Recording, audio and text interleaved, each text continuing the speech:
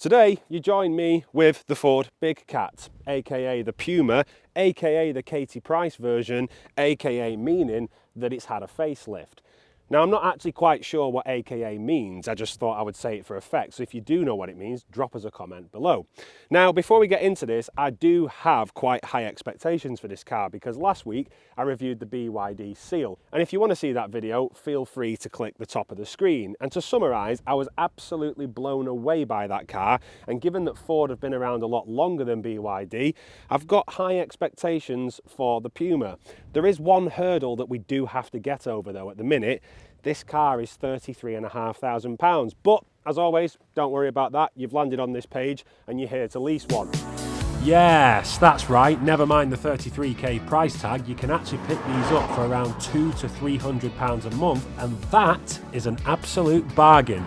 Speaking of bargains, head over to Leasing.com to check out the largest range of lease deals across the UK, and in this video, we check out exactly what you get for your money with the Ford Puma.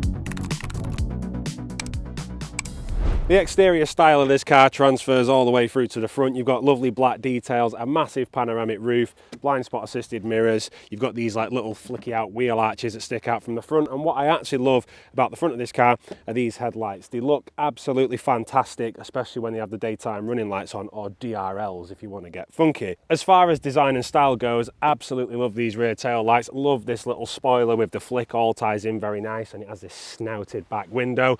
And then we have a humongous shark fin on the roof. I think it looks very sporty, and the ST version looks even more sporty. But where this gets a little bit interesting is if we just lift the bonnet, and I can find the catch, yes I can. We're so used to seeing new cars have plastic details covering everything because they might have a frunking if the battery. Now this isn't, this is a petrol car, but the engine does look rather untidy.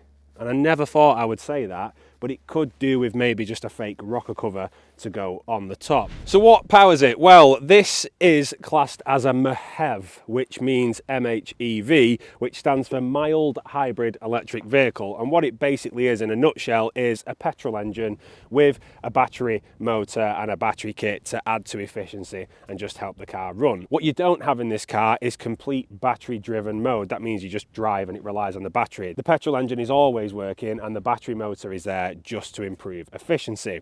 Now you might be wondering how it charges. Well, you don't have to plug this car in because then it would be classed as a PHEV, plug-in hybrid electric vehicle. It's not, it's a MHEV, as we've just detailed. This is quite tongue twistery, I'm not gonna lie. It's a 1 litre boost engine that produces 123 bhp with 170 newton meters of torque. It has a max speed of 118 miles per hour and a 0 to 60 time of just under 10 seconds, which is actually 9.6 seconds in the flesh. The gearbox is a 7-speed automatic clumped onto that engine, and I'll talk more about that in the road test. But for a small petrol MHEV or MHEV car, what more can you really want? Boot space is 456 litres, and if you're wondering where I'm actually stood at the moment, and you can see the true depth of this boot, I'm 6'4" and stood in the bottom.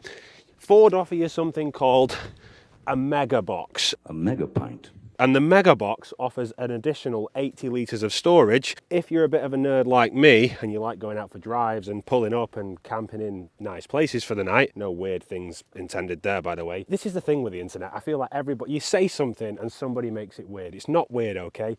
I like going camping in the wild and just, you know, being around nature. I'm not a naturist, by the way. You could quite easily fit a cool box in there, keeping your beers cold for when you sit down and have that bonfire when you get to your camping destination. So the only way the MegaBox actually works is down to clever design. What Ford have actually done is move the exhaust back box over to here, which is tucked behind this bumper, and then the MegaBox drops all the way down into the floor, where actually the only bit between the road and the bottom of the car is the plastic of the MegaBox, which I was just stood in. So yes, a lot of space created there, and I think it has many uses.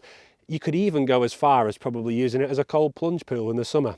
Wheels are 18 inch and they are diamond cut with this lovely gloss black finish in the middle, and they look like pretty petals off a flower from a distance, I should add. Anyway, if you are a curb addict and you are going to damage these wheels, they're not going to be that cheap to repair. On average across the UK, depending where you live, you're looking at roughly £100 for a diamond cut repair, so just be wary. However, with that said, if you're like me and you don't hit curbs, it's not an issue. Probably just jinx that now, and I'm driving a press car. Sorry, Ford.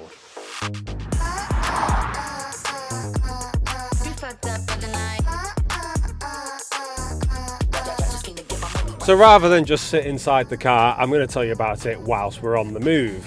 You get inside and evidently Katie Price has been here. It has been facelifted a lot. In the last model you had a screen that popped up out the dashboard. In this now you have this sort of box-like massive dashboard that's slightly twisted towards the driver, and it kind of reminds me of a GR Yaris, the new model, obviously the big square boxy look. I'm personally not a fan of it, but it does kind of fit well with the car. You've got this massive 12-inch screen and it is really crisp, really high resolution, and you also have a 12.8-inch screen in front of you that is digital. There isn't that much configurability in this car compared to the BYD that I had last week, and I do kind of like that. Sometimes there are far too many features in cars just to mess around with and change. One thing that I can't seem to change is the colour of the ambient lighting at night, and whilst we're touching on the ambient lighting, there is some lovely puddle lights that come on the mirror and they project the Puma onto the floor, aka the big cat. Yes, we're back to the AKAs. You also get a heated steering square,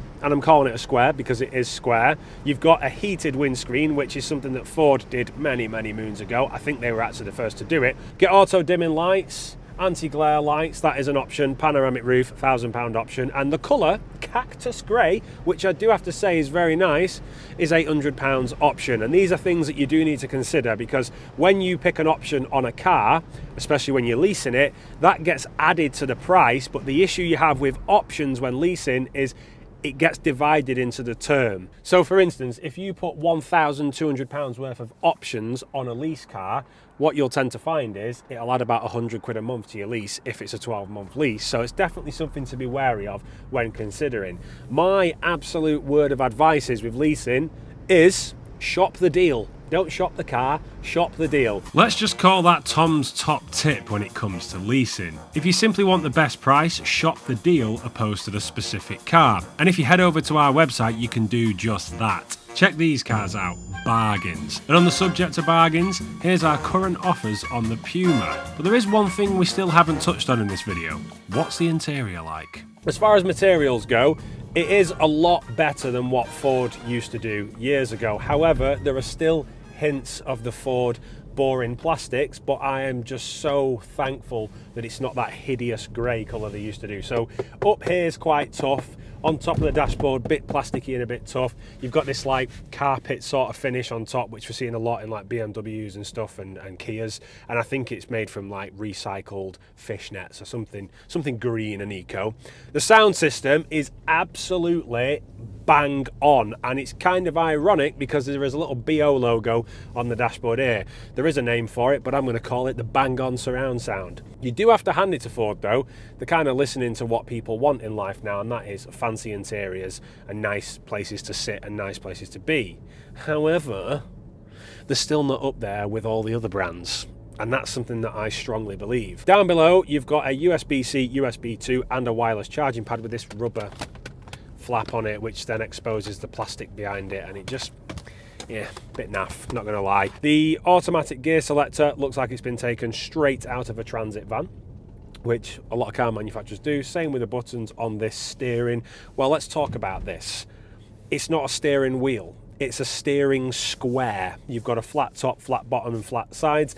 Little bit weird to get used to at first, especially when doing the old palm roll or the dad reverse where your arm goes behind the seat. However, one feature that I love, especially while this weather was nicer this morning and now it's a bit overcast in Manchester, but it's not raining, that's the perk, is this button up here. If I press this, the panoramic roof opens. We feel the draft, wind in your hair, hairdresser vibes.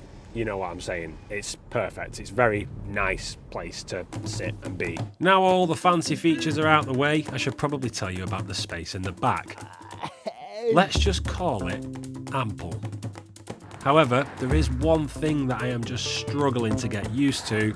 It's the gearbox. If I had to summarise it, it's not that great. I'm lucky enough to have the chance to review a lot of cars, and the things that I pick up on are not necessarily something that you guys are going to pick up on leasing this car. It might be something that you can just quite easily put up with, but it has drove me insane this week, this automatic gearbox, and for this reason I would opt for the manual version, because I've drove that as well and I think it drives far better.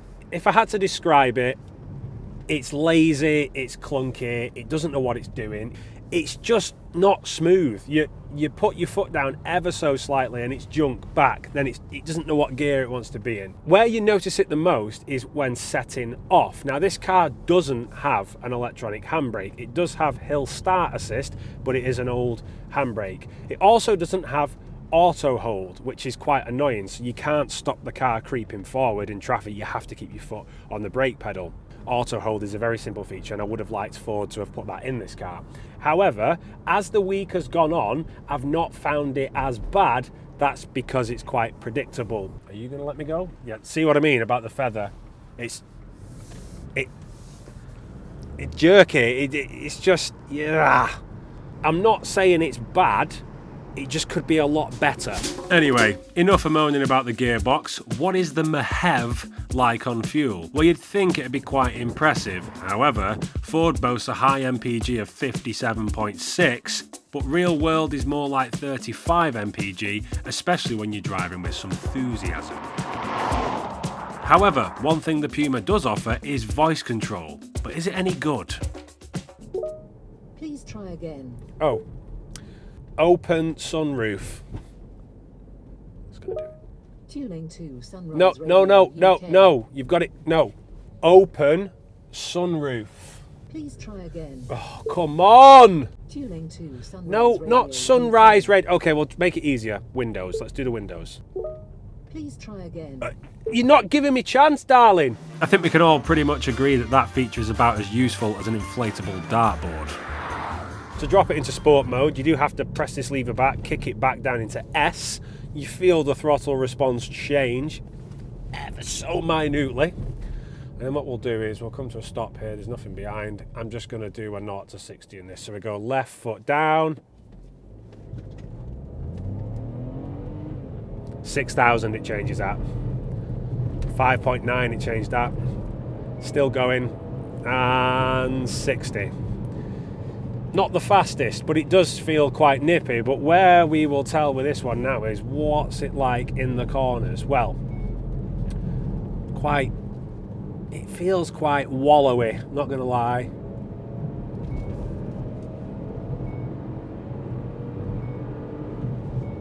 Not bad. A lot of bings and bongs though, because it's not picked up the fact that the national speed limit sign is here and it still thinks it's 40 miles per hour. I'm going to come round the corner. Can we take the racing line? Yes, we can. I got, you got, we got everybody. Apologies for the terrible singing, but you'll have to put up with that due to the copyright police. Aside from that, the Puma can be a smooth car to drive, and all those comments I made earlier on the gearbox are quickly disregarded, especially when you're travelling at speed. The gear changes do become seamless and very tolerable, so maybe I was a little bit too harsh. Let me know what you think in the comments. What's about to happen? You ready? Let's dive in. So there we have it, the Ford Puma, aka Katie Price and Beale, aka the facelift, in a nutshell. If you are considering leasing one of these, there will be a link in the description to the most competitive deals currently available to date. Please feel free to check that out, but in the meantime, give us a subscribe, give us a follow, and I will see you all very soon.